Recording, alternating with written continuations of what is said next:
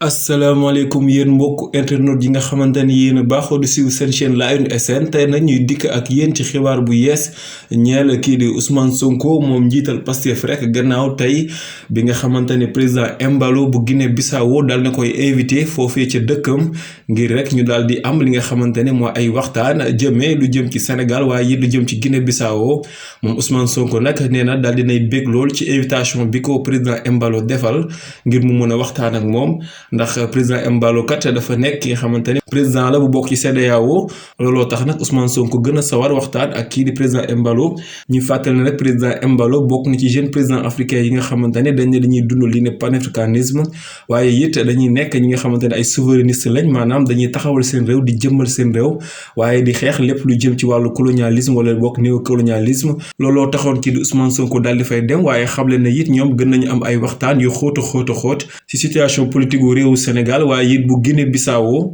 teg ca na waxtaan nañ ci chantier yi nga xamante ne mooy les chantiers de la CEDEAO mi nga xamante ne moo ëmb bépp réew boo xamante ne dafa nekk fii ci Afrique de l'Ouest moom nag Ousmane Sonko mu daal di daaneel xamle ni rek ne bég na loolu ci rencontre boobu mu am ak kii di président Embalo bu Guinée Bissau ndax waxtaan ba nekkoon na waxtaan bu dëgg waaye waxtaan bu direct nga xamante ne amul benn lax-laxal ba ñoom ñaar daan nañ waxtaan ci situation wu ñaari dëkk yi muy Sénégal ak Guinée Bissau waaye Ousmane Sonko ba mu fay dem moom rek nekk fa woon ndax dafa ànd ak ki nga xamante ni moo yor wàllu communication bu Pastef di El Malick Ndiaye waaye it ànd ak ki nga xamante ni moo jiite cadre yi mu di Bassirou Diomaye Faye ñu jàkkaarloog président Embalo rek waxtaan ak moom ci lu jëm ci réew mi waaye it lu jëm ci CEDEAO ak bépp situation bi nga xamante ne mi ngi am fi mu ne nii ci suñu réewu Afrique yi su rawatina nag Afrique de l'Ouest gi nga xamante ne ñoo ko bokk. waaye lii rek day fekk ji kaddu yenn analystes yi doon wax ne Ousmane Sonko fi mu ne de plus en plus mi ngi am lii di kaddu wala bokk di am gis-gis di gën a am visibilité jëm fële yi nga xamante ne moo di international rawatina nag fii ci Afrique